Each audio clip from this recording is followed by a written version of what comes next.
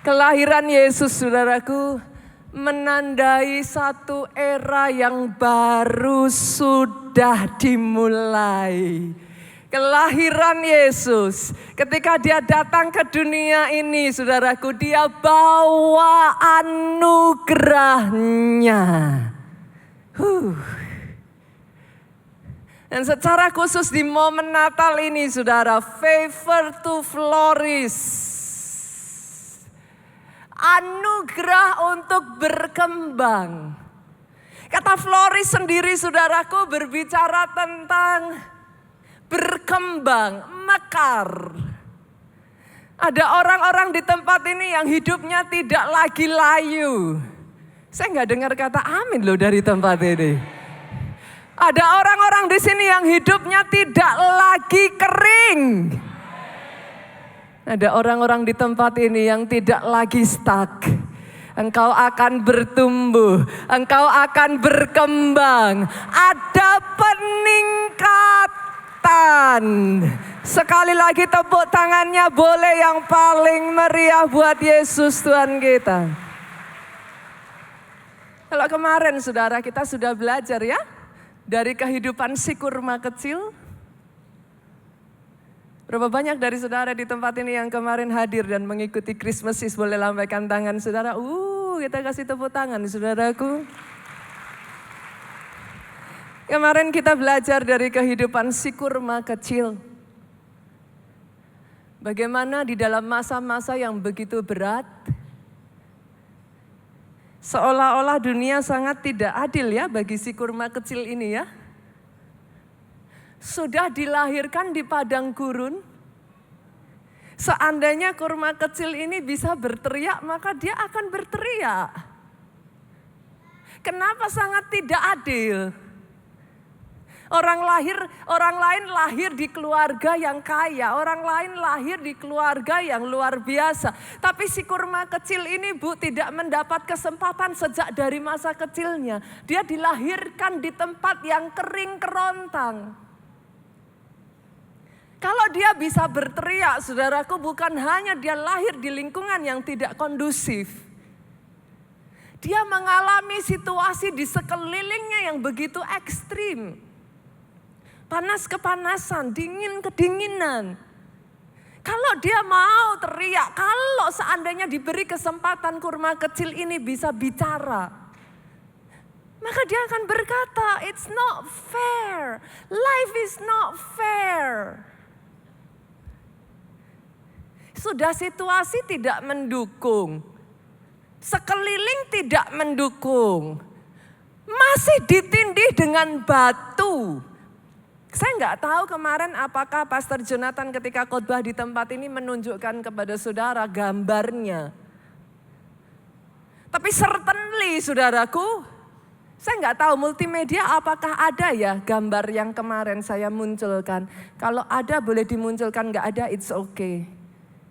Certainly saudara, batu itu tidak hanya ditumpuk begitu saja. Tumpukan batunya aja, bukan yang ini. It's okay. Ditutup dulu saja. Saya bicara tentang kurma multimedia, tutup aja. Certainly yang masang batunya itu niat saudara. Ditumpuk satu, tumpuk lagi di atasnya, tumpuk lagi di atasnya. Itu kan niat gitu saudaraku. Jadi kalau si kurma kecil ini bisa ngomong, maka dia akan menjerit. Tega-teganya, kurang susah apa lagi? Masih ditambahin, ditumpuk batu begitu berat. Tapi dengar ini saudaraku, saya berdoa ya, di momen-momen yang seperti ini jangan salah paham dengan Tuhanmu. Tuhan tahu saudara. Si kurma kecil ini tidak bisa mengandalkan lingkungan tempat dia bertumbuh. Tuhan tahu. Kalau dia kepengen mengandalkan sama seperti pohon-pohon yang lain. Yang disiramin tiap hari, dipupuk tiap hari. Tuhan tahu si kurma kecil tidak bisa mengandalkan itu. Tuhan tahu bahwa ekstrim situasi keadaan yang ada di sekeliling kurma kecil ini. Bahkan saudaraku yang namanya padang gurun. Tuhan tahu si kurma kecil ini tidak akan bisa mengharapkan turunnya hujan. Kenapa Tuhan izinkan? Bukankah itu pertanyaan banyak orang? Kenapa Tuhan izinkan? Because God love you. Tuhan tahu kau tidak punya backingan yang bisa kau andalkan. Tuhan tahu kau tidak punya siapapun yang akan menolong engkau. Tidak ada hujan. Justru karena itulah si kurma kecil ini dipaksa, mungkin bukan keinginannya, tapi dia dipaksa menjulurkan akarnya ke bawah. Dia dipaksa menjulurkan akar-akar ketahanannya, akar-akar kesabarannya, akar-akar tidak mudah putus asanya. Tahukah saudara kenapa? Karena di momen itulah si kurma kecil akan menemukan sumber mata air bawah tanah yang tidak akan pernah kering. Engkau boleh tidak memiliki keluarga yang bisa mendukung engkau. Engkau boleh tidak memiliki backing yang bisa menghandle hidupmu. Engkau boleh tidak punya orang yang bisa memodali engkau, saudaraku. Sama seperti si kurma kecil ini, dia gak punya siapapun. Tidak akan ada orang yang datang menolong dia. Itu sebabnya dia harus menjulurkan akarnya sampai dia jumpa dengan sumber air bawah tanah. Dialah Yesus Kristus Tuhan. Di momen kesepianmu, di momen gelap dalam hidupmu, engkau dipaksa, saudaraku. Itulah momen di mana kau mencari Tuhan. Itulah momen di mana kau mencari sumber air bawah tanah itu. Tapi sekali kau menemukannya, Yesus berkata, hidupmu tidak akan pernah kering lagi. Engkau tidak akan haus lagi. Sekali kau menemukannya, dia menjadi sari makanan, sumber sukacitamu, sumber kekuatanmu. Dan tanpa disadari oleh si kurma kecil ini, batu yang menghalangi keberhasilannya. Dia mungkin melihat orang di kiri kanannya dan berkata, kapan aku nongol ya? Seolah-olah kayak aku sudah terlambat, aku sudah tertinggal. Kapan giliranku? Tapi justru karena Tuhan tahu loh saudaraku. Bukan karena Tuhan gak sayang. It's because He doesn't want to lose you. Tiba-tiba kekuatan yang sudah cukup itu saudaraku mendobrak naik ke atas. Batu yang menghalangi, batu yang tadinya begitu berat, tembok yang tadinya menghalangi, apa yang tadinya masalah buat engkau tidak lagi jadi masalah. Engkau kuat. Dan itulah yang membuat si kurma kecil dengan lingkungan yang tidak kondusif, cuaca yang begitu ekstrim, dia masih bisa menghasilkan buah yang manis, buah yang berkualitas, begitu besar, begitu manis, begitu hebatnya, sampai menjadi komoditi yang mahal harganya. Itulah engkau, bahkan yang di atas boleh lambai-lambaikan tangannya. Boleh tepuk tangannya yang paling meriah buat Yesus Tuhan kita. Itulah engkau. Engkau bukan anak murahan, aminnya yang paling keras. Kualitasmu tahan uji saudaraku. Oh, rasamu manis. Engkau precious di mata Tuhan. Bukan Kristen murahan. Doa saya ya saudaraku, di momen Natal ini mempersiapkan masuk di 2024 ya. Sebuah generasi yang baru, generasi anak kurma lahir di tempat ini. Engkau bukan generasi stroberi, cantik luarnya, rapuh dalamnya. Engkau generasi anak kurma, sama seperti Daud, kau anak kurma yang akan menutup matamu. Semakin hari justru semakin bersinar. Itulah generasi anak kurma. Sekali lagi boleh kita kasih tepuk tangannya yang paling meriah buat Yesus Tuhan kita. Dan di momen menjelang akhir tahun 2023 ini saudaraku, berani tangkap rema ini. Berani tangkap rema ini. Yohanes 1 ayat 16 berkata, dalam kepenuhannya kita semua, artinya saudaraku, engkau tanpa terkecuali dari ujung yang paling depan sampai yang ujung paling belakang ono sana saudaraku. Dari ujung paling kiri yang sampai nyempil di belakang sana sampai ujung yang paling kanan. Dengar ini saudara, kasih karunia, demi kasih karunia, demi kasih karunia, demi kasih karunia, never ending favor. Terjadi justru di akhir tahun. Preparing you for 2024. Tapi Mazmur 92 kemarin gak hanya bercerita tentang si anak kurma saudara. Hari ini mau kita lanjutkan? Boleh ya? Mazmur 92 yuk kita lanjutkan ceritanya, sangat menarik. Orang benar akan bertunas, akan flourish seperti pohon kurma. Nah ini lanjutannya. Akan tumbuh subur seperti pohon aras di Libanon. Kalau kemarin saya bercerita tentang si kecil kurma. Hari ini saudaraku, apakah saudara tertarik mendengar kisah tentang si paling kuat? Aras Libanon. Hari-hari ini orang sukanya bilang si paling apa gitu ya saudara. Ada si paling kepo gitu. Saya pernah dijuluki si paling Nigeria gitu. Hari ini kita akan belajar dari cerita si paling kuat. Aras Libanon. Siapa sih Aras Libanon ini? Jenis pohon seperti apakah dia? Nah, media baru yang foto tadi dikeluarkan. Aras Libanon, saudaraku, saudara bisa lihat, adalah salah satu kalau bukan pohon yang disebut paling kuat di dunia. Pohon ini begitu kuat, saudaraku.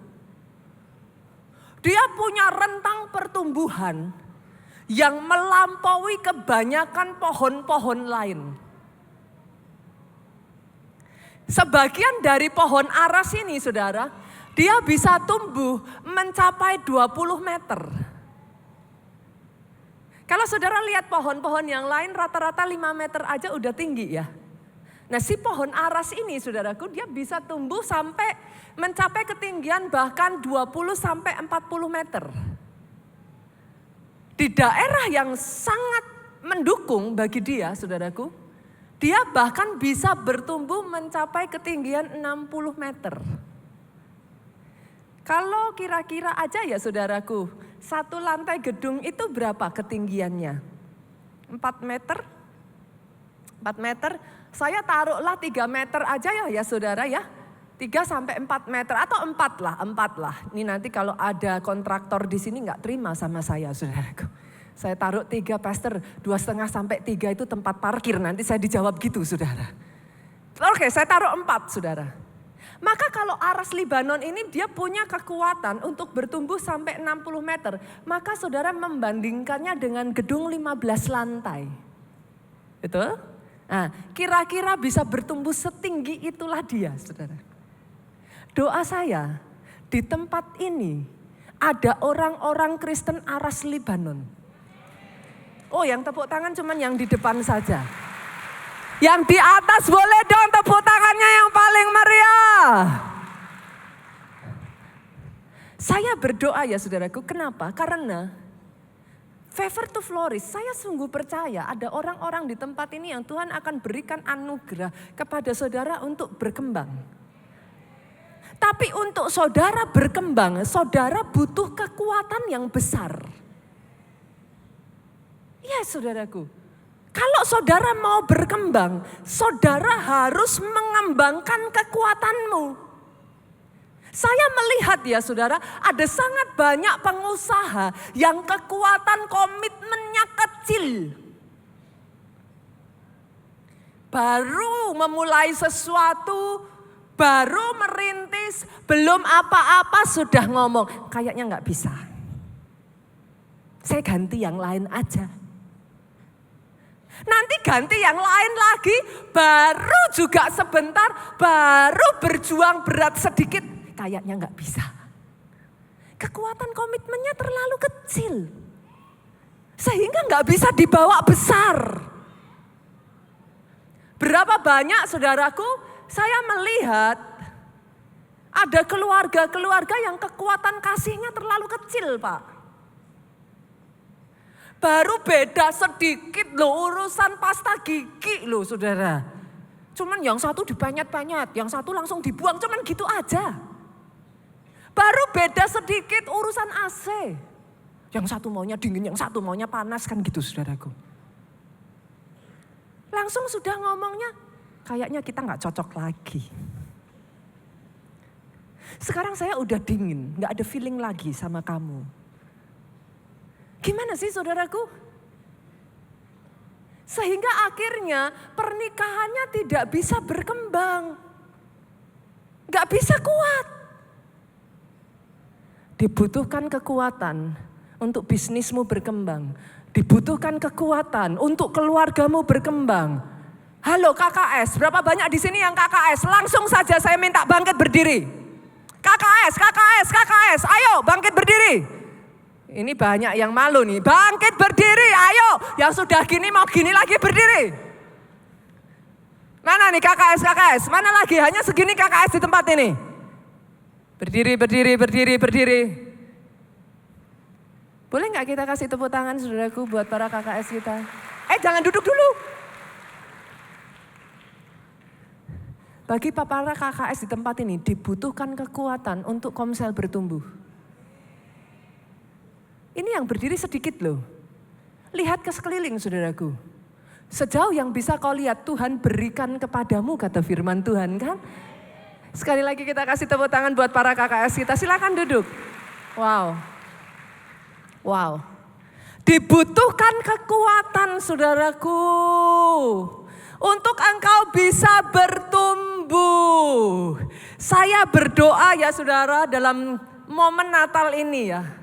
Saya berdoa menjelang 2024, kita belum masuk ke 2024. Ada anugerah sama seperti yang ada dalam kehidupan pohon aras Libanon yang membuat engkau kuat. Jangan jadi Kristen dikit-dikit ngek. Dikit-dikit Tapi dari tempat ini muncul bangkit orang Kristen, generasi Kristen yang kekuatannya sama seperti aras Libanon. Orang lain hanya bisa bertumbuh 5 meter, engkau 10 meter, engkau 20 meter, engkau 40 meter, engkau 60 meter. Yang kedua saudaraku, si paling kuat aras Libanon ini tidak mudah lapuk. Dia itu punya karakteristik yang kokoh. Dia nggak lapuk. Itu sebabnya dia adalah kayu yang paling bagus untuk dibuat kapal, saudara. Bahkan aras Libanon ini dipakai, Raja Salomo membangun bait kudus. Bait Allah Salomo, saudara. Karena saudara bisa melihat, kayunya nggak lapuk. Saya tuh berjumpa dengan orang-orang ya saudara, luarnya kelihatan cantik, luarnya kelihatan hebat, tapi sayang loh, dalamnya lapuk loh. dalamnya enggak kokoh loh. Berapa banyak perusahaan kelihatannya hebat, tapi dalamnya lapuk. Akhirnya saudaraku, dia cepat naik, tapi enggak tahan lama di atas, dia turun lagi. Kenapa? Karena lapuk, hancur, dalamnya enggak kokoh. Momen 2023 akhir ini ya saudaraku, saya berdoa ya, bangun kekuatan dalammu. Yuk evaluasi yuk. Bangun kekuatan dalammu. Jujur terhadap dirimu sendiri. Coba perhatikan saudaraku. Bangun kekuatan dalam bisnismu. Cek lagi seperti apa kekuatan dalamnya. Apakah bisnis saudara hanya mengandalkan saudara? Kalau enggak ada saudara, kalau enggak ditungguin saudara, kalau bukan saudara yang jualan, enggak laku. Enggak ada yang datang, orang enggak mau. Terbatas saudaraku, dia rapuh. Tapi hari ini, di momen ini, justru saudara membenahi kembali. Sehingga sama seperti aras Libanon, hidupmu tidak rapuh, hidupmu kokoh. Yang ketiga saudara, aras Libanon ini punya satu ciri khas yang sangat menarik sekali. Bukan hanya dia tidak rapuh saudaraku, tapi ajaibnya pohon ini semakin tua semakin kuat.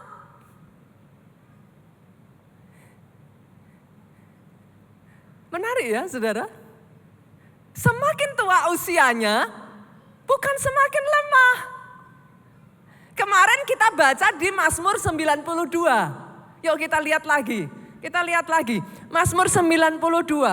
Mereka yang ditanam di bait Tuhan akan bertunas, akan flourish. Kemarin saya katakan, coba dibaca di awal saudara. Ini Nita 10 ayat 1 atau Mazmur. Bukan saya loh yang bilang saudaraku, yang mengerti katakan amin. Dan ayat ini ngomong unik sekali, mereka yang ditanam di bait Tuhan. Saya enggak tahu seberapa banyak engkau yang dilukai oleh gereja. Saya enggak tahu seberapa banyak dari saudara yang berkata ribet pastor. Males pelayanan. Saya enggak tahu seberapa banyak saudara yang mengalami gesekan di dalam gereja. Tapi ayat ini certainly ngomong. Mereka yang ditanam, boleh dimunculkan lagi multimedia. Baru aja mau dibaca loh. Mereka yang ditanam di bait Tuhan. Orang-orang di tempat ini yang willing untuk ditanam di rumah Tuhan. Engkau akan bertunas di pelataran Allah kita. Hebatnya bukan hanya bertunas di awal. Yang membedakan saudara, orang bertunas di awal semua juga bisa. Tapi yang membedakan, lihat ayat selanjutnya mengatakan, pada masa tua pun mereka masih berbuah. Bukankah itu yang kita mau saudara? Kadang gak enak ditanam, kadang pengennya lari, kadang gemes saudara. Tapi orang-orang yang ditanam di bait Allah, ini bukan Nita 10 ayat 1, sekali lagi saya katakan saudaraku. Ini firman. Saudara boleh setuju, saudara boleh tidak setuju, tapi inilah firman. Ketika kau ditanam di bait Allah, sampai pada masa tuamu, engkau masih berbuah. Apakah buahnya jadi lisut? Enggak. Sampai tua pun, saya kemarin sampai ngomong kok saudara. Justru dikatakan di sini buahnya jadi gemuk dan seger. Seger itu flourish. Buahnya floris, buahnya gemuk. Kalau zaman sekarang saudara sebut gemoy. Orang yang ditanam di bait Allah sampai masa tuanya buahnya gemoy-gemoy. Oh aminnya boleh yang paling keras. Tepuk tangannya boleh yang paling meriah. Come on pick. Aras Libanon semakin tua, semakin kuat. Itulah yang terjadi dalam kehidupan Kaleb. Boleh kita buka yuk, Yosua, kita lihat. Pasalnya yang ke-14, ayatnya yang ke-10 sampai 13. Yosua 14 ayat yang ke-10 sampai 13. Jadi sekarang, sesungguhnya Tuhan telah memelihara hidupku. Ini hebatnya Kaleb, saudara. Seperti yang dijanjikannya. Kini sudah 45 tahun lamanya. Sejak diucapkan Tuhan firman itu kepada Musa. Dan selama itu orang Israel mengembara di padang gurun. Saya tuh bisa merasakan yang dirasakan Kaleb loh, saudaraku. Kaleb tuh ngomong apa tuh, saudara? 45 tahun aku makan janji.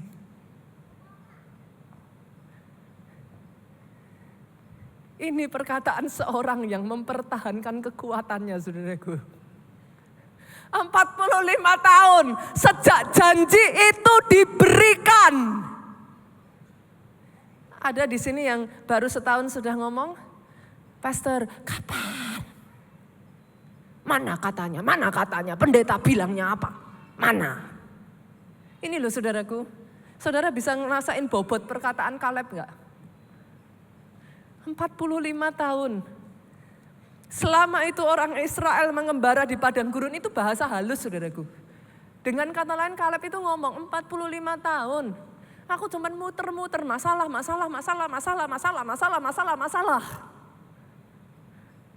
Kaleb ngomong, pada waktu ini, sekarang telah berumur 85 tahun aku hari ini. Pada waktu ini aku masih sama kuat seperti pada waktu aku disuruh Musa. Seperti kekuatanku pada waktu itu, demikian kekuatanku sekarang untuk berperang dan untuk keluar masuk. Oleh sebab itu, ini saudara, perhatikan. Berikan kepadaku pegunungan yang dijanjikan Tuhan pada waktu itu.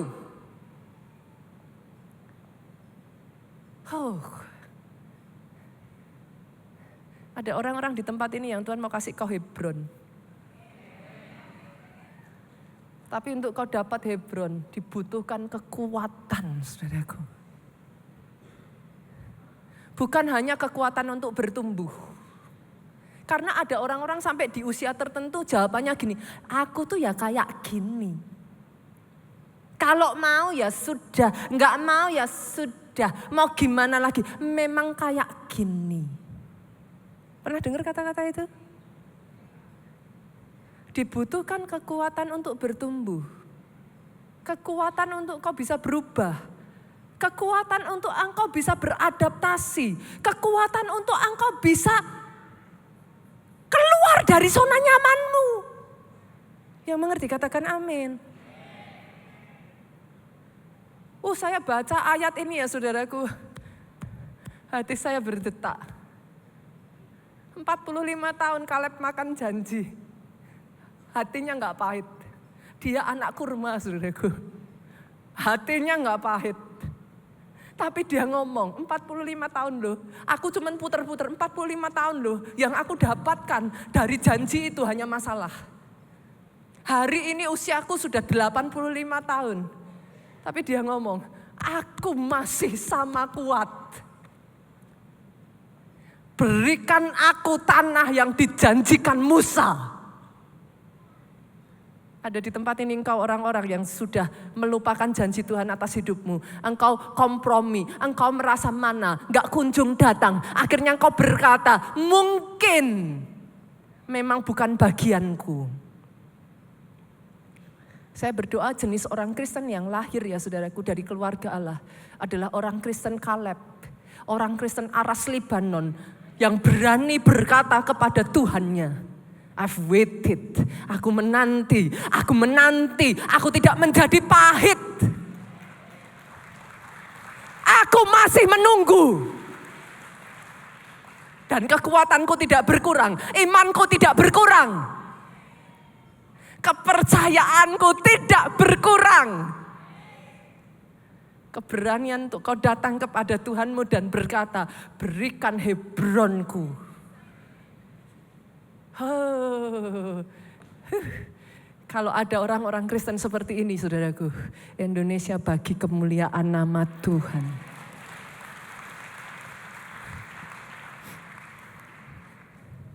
Saya berdoa ya saudaraku, jenis kekristenan yang ada di tempat ini adalah kekristenan Kaleb yang semakin tua, semakin kuat.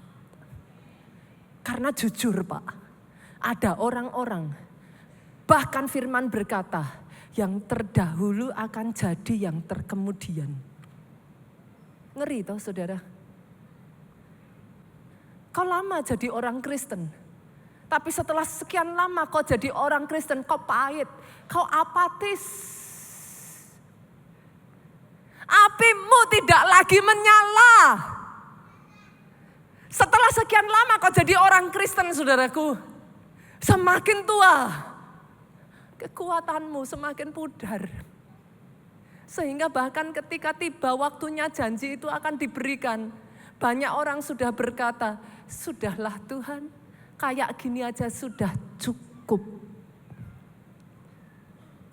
Come on, yang Tuhan mau berikan atas hidupmu besar. Besar.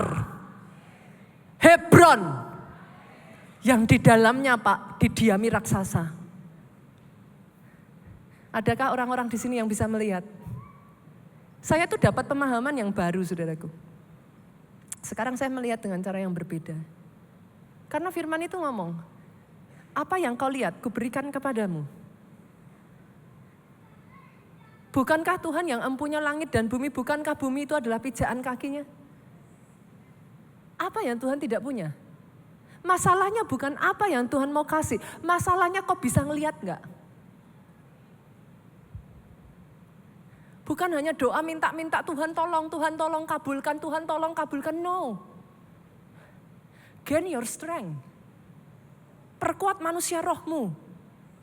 Pertebal imanmu saudaraku. Sampai di satu titik iman itu yang membuat engkau bisa mengambil alih loh. Seberapa yang kau lihat Tuhan ngomong, ku berikan kepadamu. Kaleb menunggu 45 tahun Pak, tapi dia masih melihat Hebron. Pada saat dia berkata, berikan Hebron kepadaku. Dia berikan. Yosua memberkati Kaleb. Hebron sampai detik hari ini masih menjadi warisan Kaleb.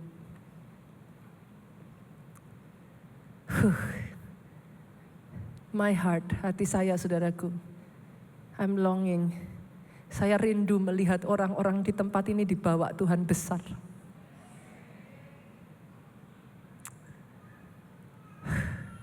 Karena Tuhan punya rencana yang besar. Tuhan punya warisan yang besar. Seberapa kau bisa lihat, ku berikan kepadamu. Sebabnya firman berkata, kalau matamu terang, teranglah seluruh tubuh. Kalau matamu gelap, gelaplah seluruh tubuh. Apa yang kau lihat dari 2024? Certainly sorry ya saudara, saya melihat opportunity, saya lihat kesempatan. Sorry, saya nggak tahu orang lain lihat apa. Karena kalau kau melihat gelap, be it unto you according to your word. Nggak salah. Bagi orang yang melihat 2024 gelap, enggak salah. Tapi keluarga Allah, saya berdoa engkau melihat 2024 tahun kesempatan, tahun pelipat gandaan, tahun multiplikasi, tahun yang terang. Dijadikan atas hidupmu. Ya tepuk tangannya boleh ya paling meriah buat Yesus Tuhan kita. Dan yang terakhir saudaraku, yang keempat, sifat dari pohon aras saudara. Pohon aras ini coba boleh dimunculkan gambar yang ketiga kalau saya nggak salah. Pohon aras ini tahan terhadap situasi dan cuaca yang sangat ekstrim. Saudara bisa melihat di bawah pohon ini adalah salju saudara. Dia tahan sampai kondisi minus 25. Ada orang-orang ya saudaraku, saya tuh ngelihat sayang loh. Banyak enggak apa sih saudara? Di masa pandemi kemarin itu saya sangat belajar sekali. Saya enggak tahu apakah saudara masih ingat ya. Fleksibilitas kita itu diuji di momen pandemi kemarin loh saudara. Ada orang-orang tuh yang gak bisa cukup fleksibel, saudaraku. Goncang tuh jiwanya. Berapa banyak yang gak tahan ketika dapat load kerja lebih besar. Langsung ngomong sama temennya, udahlah kalau kayak gini terus coba aku tunggu setahun lagi. Kalau masih kayak gini terus aku keluar. Pernah dengar kata-kata itu? Banyak orang yang ketahanannya itu kecil sekali. Baru ganti bos, ganti kebijakan, sudah langsung ngomong, wah kalau kerja kayak gini ya, kita cari tempat lain aja. Pernah dengar kata-kata itu? Nah, ketahanannya loh saudara. Saudara kalau memperhatikan ya sepanjang tahun 2023 ini, firman di gereja kita tuh dirubah. Kenapa? Kami sebagai leader di keluarga Allah, kami berbenah saudara, kami evaluasi. Buat saya saudaraku, momen pandemi kemarin kita bisa melihat berapa banyak orang Kristen tumbang, berjatuhan.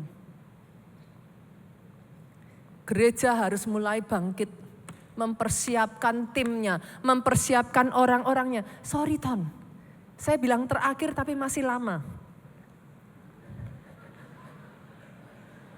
Saya kasihan aja saudara, nanti kalau di sini saya happy sih. Saya bilang terakhir, tapi terakhir untuk sifatnya si pohon aras gitu saudara. Tapi masih lanjut khotbahnya gitu saudara. Kita kasih tepuk tangan yang paling meriah buat Yesus Tuhan kita. Loh hari ini waktu saya bebas, saya happy saudaraku. Ini ibadah pertama dan terakhir hari ini. Setelah ini kalau saudara mau lanjut ke Soho saudara, Pak Pastor Jonathan khotbah di sana, saudara bisa lanjut. Tapi hari ini saya happy saudara, saya punya waktu panjang gitu. Saya tuh berdoa ya saudara, ketahanan saudara itu bisa cukup kuat. Menghadapi bos seperti apapun, engkau pegang visinya. Harus tahu visinya. Banyak orang sukanya hanya menyesuaikan tempat kerjanya aja. Kalau enggak lagi nyaman ya saya keluar. Tapi enggak punya visinya, kenapa kerja di situ? Ini saya berbicara untuk profesional muda ya, saudaraku. Saudara bukan hanya sekedar kerja. Harus ada visinya. Apa? Saudara belajar dari sana ilmu apanya setelah itu kau dirikan atau I don't know. Tapi jangan hanya karena, oh ya sudah saya kerja di sini. Kenapa? Nyaman kok pastor, kerjaannya nggak banyak. Saya bisa main game terus. Dan karena itu saudara kerja di sana selamanya. That is not the vision. No, lihat visinya, tahu apa tujuanmu bekerja di sana, sedot sebanyak mungkin, endure the hardship. Tahan uji saudara. Itu sebabnya saudaraku, pohon aras Libanon itu menjadi salah satu pohon yang bahkan kalau saudara nanti cari di Google, dia disebut quote-quote ya saudara, magical. Kata magical ini maksudnya gimana sih saudara? Ajaib. Bolehkah saya berkata ini? Akan ada orang-orang di sini yang dalam kehidupanmu, orang lihat engkau, orang berkata, kok ajaib ya? Kok ajaib ya? Orang lain tunggu 10 tahun sampai dipromosikan, engkau baru masuk 1 tahun, ada favor udah promosi demi promosi demi promosi.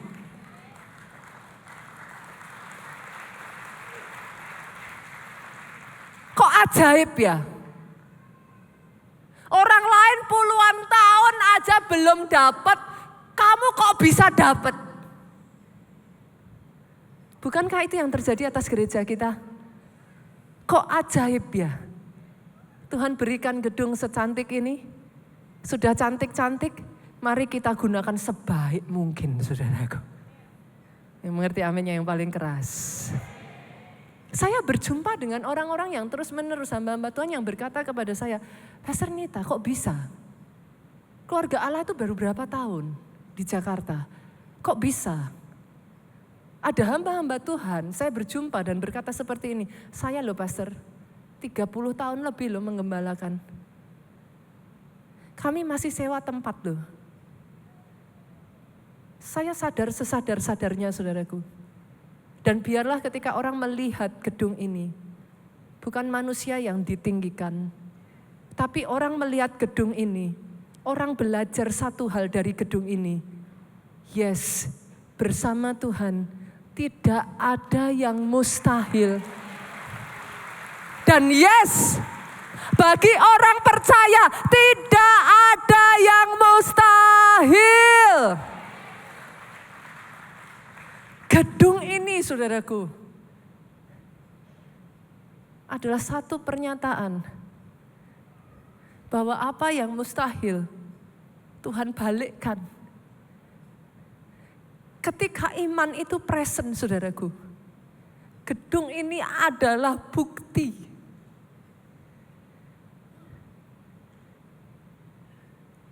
Iman itu melahirkan keajaiban, iman itu melahirkan mujizat, iman itu melahirkan jawaban doa atas kehidupanmu. Pertanyaannya, Pastor, kenapa saya harus kuat seperti pohon aras Libanon? Kenapa, Pastor? Memangnya buat apa? Yang pertama, saudara, karena Tuhan mau memakai saudara jadi alatnya Tuhan. Tuhan itu nyari, saudara. Kenapa pohon aras Libanon kalau cuman bikinnya gubuk? Enggak butuh aras Libanon.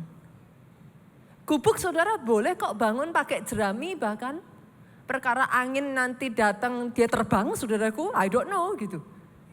Tapi bisa dibangun pakai jerami. Saudara pernah lihat kan gubuk yang dibangun pakai jerami?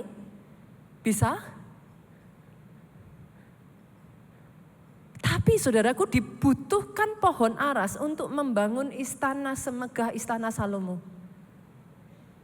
Ada orang-orang di tempat ini yang Tuhan mau pakai untuk jadi alatnya Tuhan untuk perkara besar. Kalau hari-hari ini kau dipersiapkan Tuhan, diizinkan ngalami seperti si kurma kecil, bersyukur saudara. Karena momen itu gak pernah bisa dibeli. You cannot fake that kind of moment saudaraku. Saudara tuh gak bisa bahkan di dalam keadaan yang baik ya saudaraku, pretending untuk ngalami momen susah gitu. Jadi kalau sampai saudara hari-hari ini diizinkan ngalami momen-momen itu, bersyukur. Dan izinkan saya memberikan satu pesan ini, jangan salah tangkap rencana Tuhan. Yang dia mau sampai engkau bisa akarmu menembus sampai ke sumber mata air bawah tanah itu. Sekali kau temukan itu ya saudaraku, mau cuaca baik, mau cuaca buruk. Mau sekelilingmu keadaannya baik, keadaan buruk. Mau orang di sekelilingmu dukung atau enggak dukung, it doesn't matter. Mau orang lain masih ikut Tuhan atau meninggalkan Tuhan, mau orang lain pelayanan atau sudah meninggalkan pelayanan, engkau tidak dipengaruhi mereka semua. Saya bisa melihat orang-orang yang akarnya sudah sampai ketemu mata air bawah tanah ya, kokoh saudara. Kokoh, hidupnya kokoh. Dia tuh gak gampang swing kanan, dia gak gampang swing kiri. Dia dengar berita-berita buruk dan menertawakan berita buruk saudara. Kenapa? Imannya fix. Dia sudah melihat visinya Tuhan atas hidupnya. Imannya fix. Bahkan gak goyang, dikasih gak dikasih, dikasih gak dikasih. Nanti gimana? Gak goyang. Imannya fix. Dan orang-orang yang seperti ini Tuhan bisa pakai jadi alatnya untuk mengerjakan perkara besar. Orang Kristen yang masih baperan saudaraku. Sorry ya saudara, sorry loh. Saudara boleh datang di tempat ini dalam keadaan baperan, tapi jangan selamanya jadi baperan saudaraku. Betul. Bukan apa-apa. Kalau saudara terus ada di dalam keadaan yang swing kanan dan swing kiri, mengikuti perasaanmu, mengikuti pikiran, mengikuti kehendak. Gak bisa saudara. Orang benar hidup oleh iman. Iman nggak perlu bukti. Saya berkali-kali ngomong ini, tapi banyak orang bilang amin. Tapi pada saat itu dialami, dia masih minta bukti. Selalu itu yang dikatakan. Kenyataannya pastor di depan mata yang saya lihat, iman nggak butuh bukti. Iman adalah bukti. Iman itu bukti, saudara. I don't know how to explain this. Tapi ada orang-orang, justru engkau dibentuk jadi kuat. Karena Tuhan mau pakai engkau untuk perkara besar. Dia tahu, saudaraku, kalau engkau enggak kuat, di tengah jalan engkau pasti akan jatuh. Apa yang tadinya dimaksudkan untuk kebaikan, malah menghancurkan engkau. Dia enggak mau itu. Dan yang kedua, saudara, karena Tuhan mau, engkau bisa menerima apa yang Tuhan sediakan. Saya baca ayatnya ya, saudara. Yesaya 37 ayat yang ketiga. Yesaya 37 ayat yang ketiga ngomong gini, berkatalah mereka kepadanya, beginilah kata Hizkia, hari ini hari kesesakan, hari hukuman dan penistaan. Dengar ini, saudara, sebab kenapa disebut hari seperti itu? Sebab sudah datang waktunya untuk melahirkan anak, tetapi tidak ada kekuatan untuk melahirkannya. Maksudnya gimana? Dalam bahasa Inggrisnya dikatakan ini, but the mother lack the strength to push it through.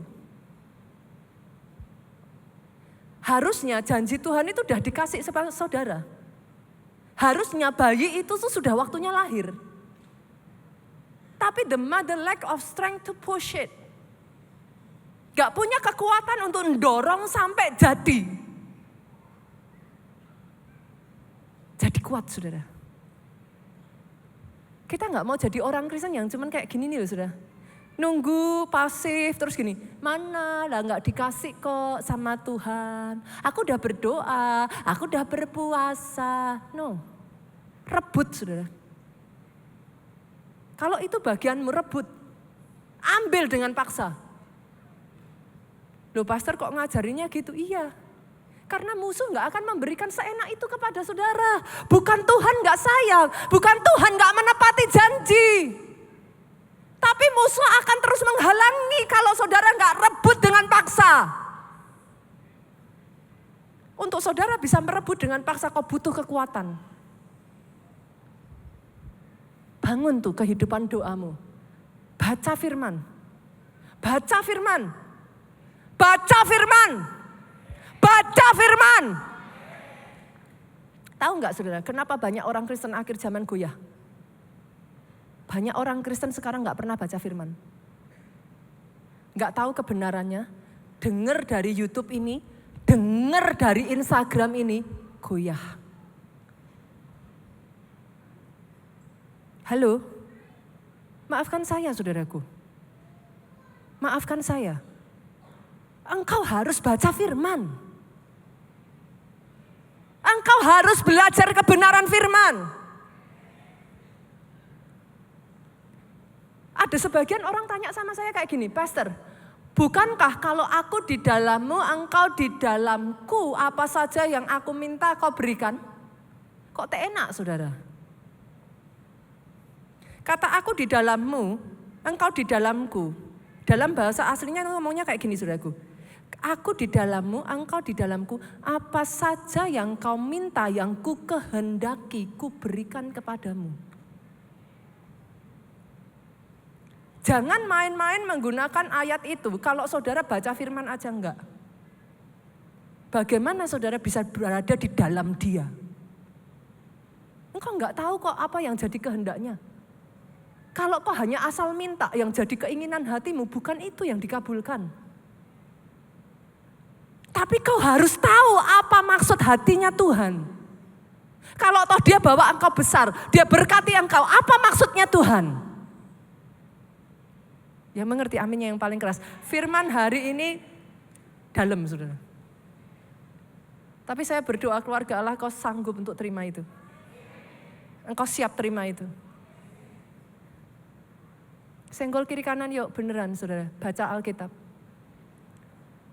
Saya tuh kadang kalau udah jengkel ya saudaraku, udah jangan disenggol deh, injek aja deh kakinya. Karena kalau saudara nggak punya kekuatan firman itu, gimana kau mau bertumbuh? Nggak bisa loh saudara, nggak bisa. Kau mau mengamin-amini juga nggak bisa, bukan begitu caranya. Bukan sugesti. Jadi saudara bukan bilang yang jadi. Ya kok nggak jadi gitu. Bukan, it doesn't work like that. Itu muncul dari pemahamanmu ketika firman itu diremakan, dia terbuka. Saudara itu tiba-tiba kayak, oh yes I see, aku bisa ngelihat nih. The moment saudara itu ngomong, I see, now I know the way. Itu seperti kayak tak, terjadi saudara. Itu tuh bukan untung-untungan. Tapi jadilah generasi pembaca firman yang kokoh. Jadilah generasi pelaku firman yang kokoh. Boleh enggak kita rubah yuk? Setiap kali saudara datang ibadah seperti ini, bawa catatan, mau di handphone saudara boleh. Bawa to go. Artinya apa? Dari firman yang kau dengar ini, apa yang akan kau aplikasikan dan kau lakukan? Kita rubah yuk. Karena kalau enggak, nanti di depan saudara ditanya, tadi firmannya apa? Pokoknya aku dapat. Tadi ibadahnya hebat, aku dapat. Lah firmannya apa? Pokoknya aku dapat. Tapi lupa apa firmannya. Saudara mengerti yang saya maksudkan? Boleh enggak setiap kali datang gini ya saudara, terserah mau di handphone saudara asal jangan tersesat aja ke IG, ke selfie, kemana gitu saudaraku. Mau di handphone boleh, mau saudara bawa kertas boleh. Selalu bawa to go. Catat, nanti pulang, apa yang aku lakukan? Tulis saudara, kalau enggak saya jamin, percuma. Karena fungsinya itu bukan kita ngerayain Natal gini padat tempatnya, kita happy, no. Fungsinya saudara datang di tempat ini ya saudaraku, rohmu bertumbuh. Itulah gereja. Sorry ya, gereja itu boleh karpetnya bagus, AC-nya mewah, fasilitasnya bagus ya. Tapi gereja yang utama, engkau datang ke sini bukan lihat entertainment. Engkau datang ke sini, rohmu harus tumbuh. Ketika rohmu tumbuh, you gain strength. Kuat nih. Strength after strength, saudara jadi kayak Kaleb. Dari Hebron, saudara mengambil alih satu tempat lagi. Nanti kan saudaraku, 2024 akan ada kejutan baru lagi di keluarga Allah. Saya aja sudah merinding saudara. Akhir tahun seperti ini saya sudah geleng-geleng kepala. Dan Tuhanmu adalah jenis Tuhan yang tidak pernah berhenti. Proyeknya selalu besar. Tapi kalau saudara terus-menerus ngomong, apa aku bisa ya? Apa aku kuat ya? Sejauh yang bisa dilihat matamu itu yang aku berikan, kata Tuhan. Kalau yang kau lihat adalah kayaknya aku enggak kuat deh. Kayaknya enggak bakalan bisa deh, lepas. Tuhan enggak apa-apa, itu lepas. Nanti dikasih orang lain. Saudara ngerti yang saya maksudkan? Sejauh yang dilihat matamu. Jadi bukan salah gimananya, enggak saudaraku. Tapi Tuhan ngomong, engkau bisa lihat yang mana? Yang kau bisa lihat itu, kalau kau bisa bilang, ini aku bisa nih. Aku akan menguasai pasar ini. Itu akan jadi. Akan dikasih. Jadi masalahnya itu bukan kayak dari Tuhan apa bukan dari Tuhan. Tuhan akan selalu memberikan yang terbaik buat saudara. Itu kehendaknya Tuhan. Enggak usah dipertanyakan. Ada satu orang datang ke saya dan mempertanyakan sesuatu yang sangat lucu sekali. Pastor, menurut Pastor, apakah kehendak Tuhan saya melayani?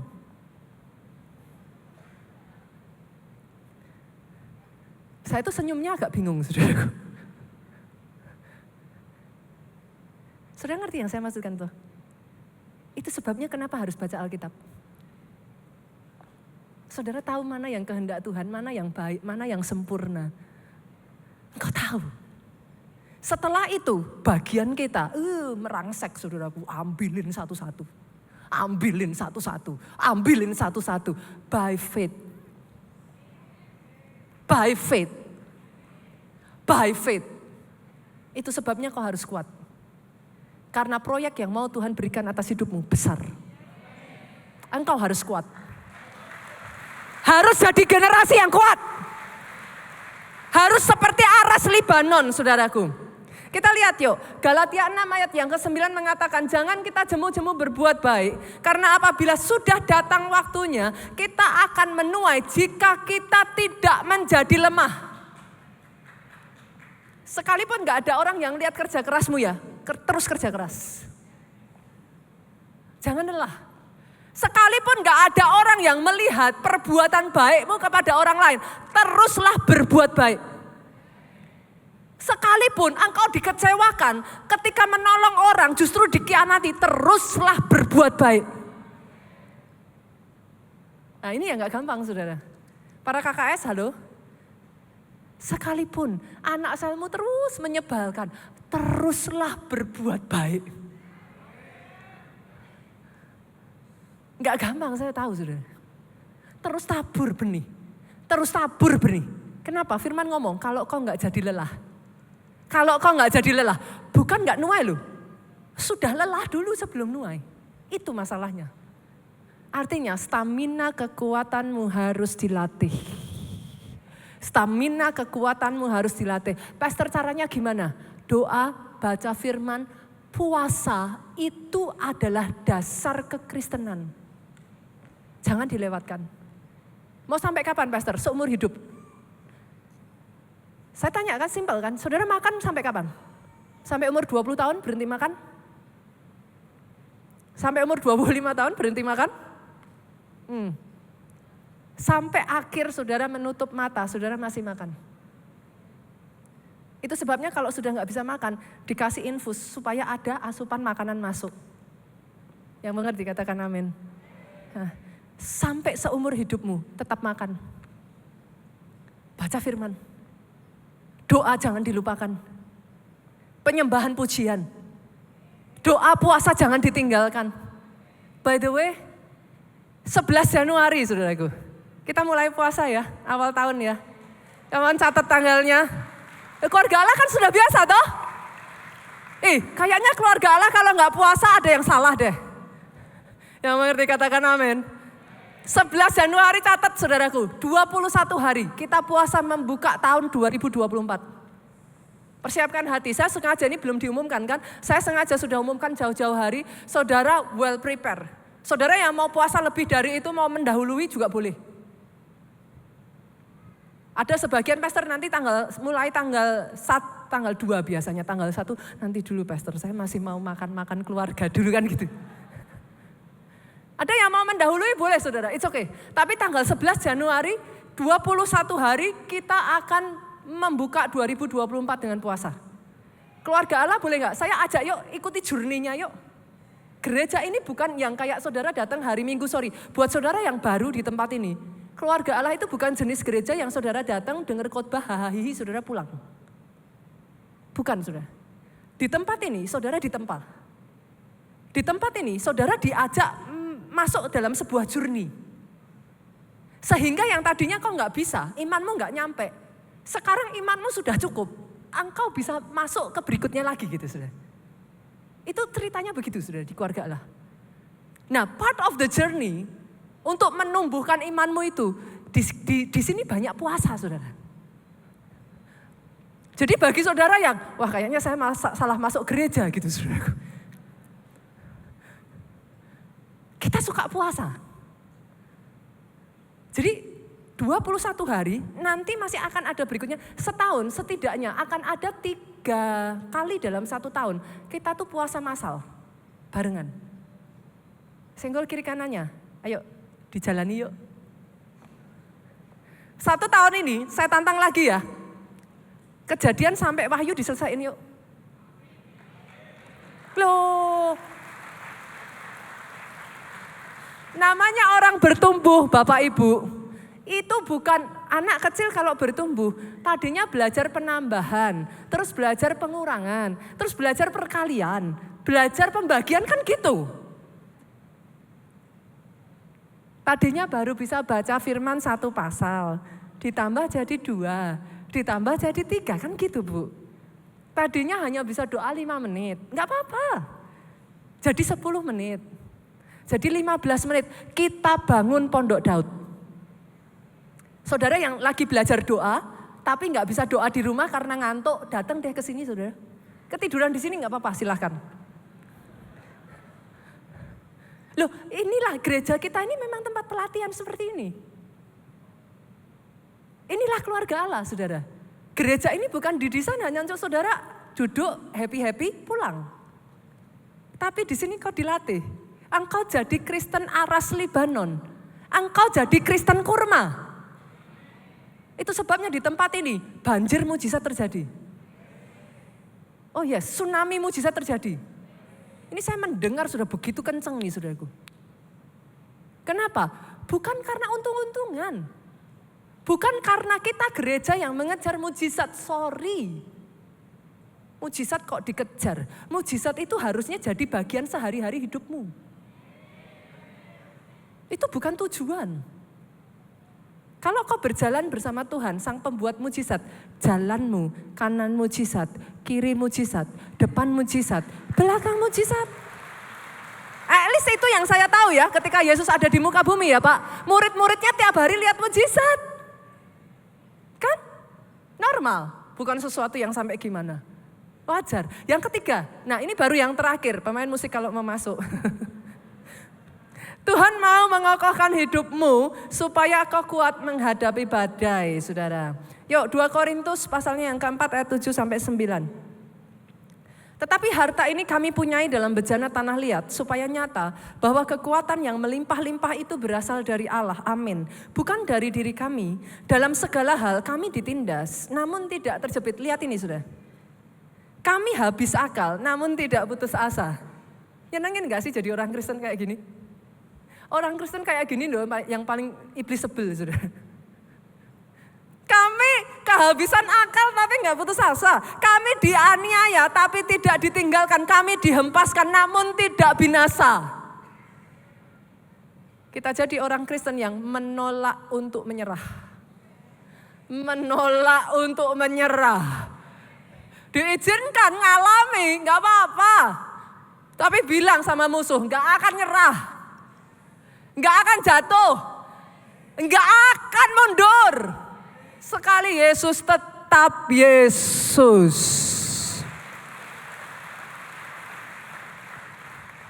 Kata kuncinya saudara hari ini, kata kuncinya, yuk bangun kehidupan saudara. Doa, puasa, baca firman. Kenapa? Kenapa ini yang penting?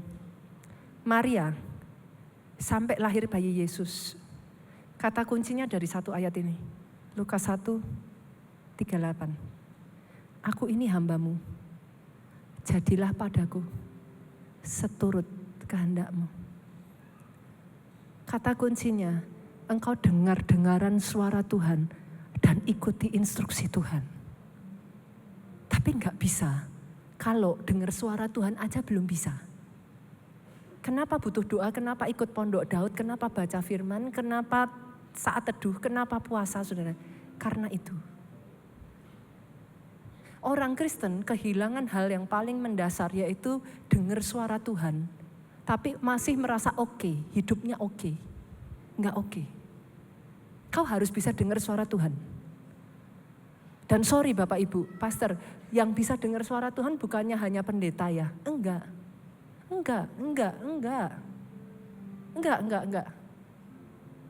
Sorry, semua dari kita harus bisa dengar suara Tuhan. Aminnya yang paling keras.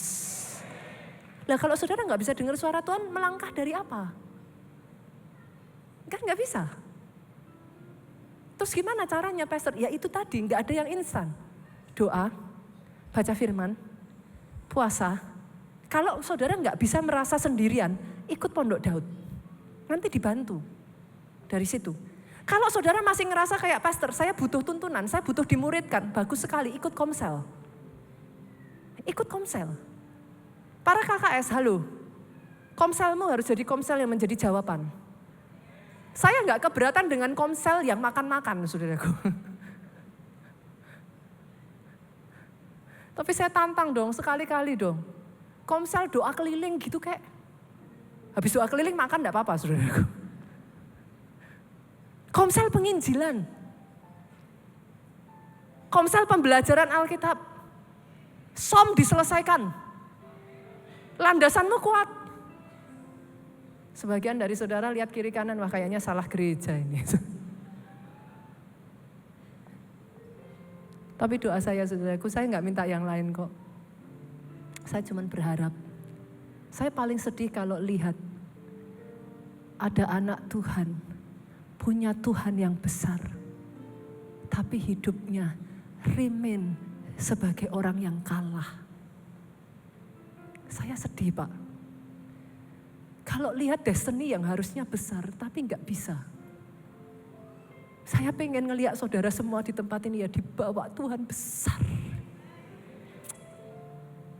And once again, namanya dipermuliakan. Tepuk tangannya sekali lagi, bangkit berdiri. Aku punya Tuhan yang besar, yang telah berjanji.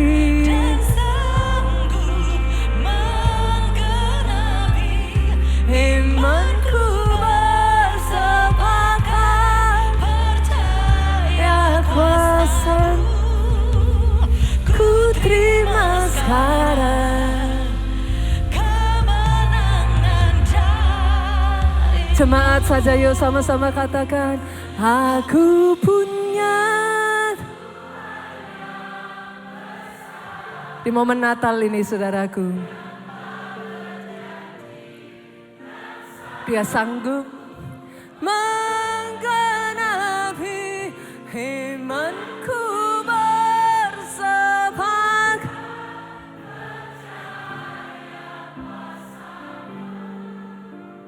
Ku terima sekarang. Lihat ini saudaraku. Ini yang dikatakan dari lagu ini. Aku punya.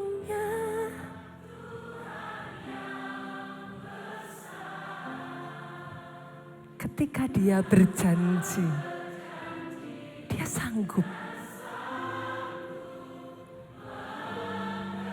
Tapi dibutuhkan bagianmu. Dibutuhkan kesepakatan dari imanmu. Ku terima sekarang kemenangan dari-Mu. Aku punya Tuhan yang besar, yang telah berjanji dan sanggup menggenapi imanku bersepakat percaya kuasa-Mu. Ku terima sekarang. Oh yes Lord. Kemenangan dari-Mu. Imanku bersepakat percaya kuasa-Mu. Ku terima sekarang kemenangan dari-Mu.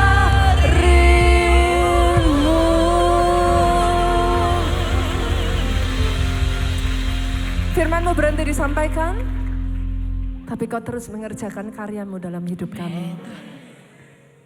Momen Natal ini mengingatkan kami kembali, kami masuk era yang baru. Era anugerah, di mana anugerahnya dinyatakan dengan begitu besar. Kasih karunia demi kasih karunia, never ending favor. Era mujizat.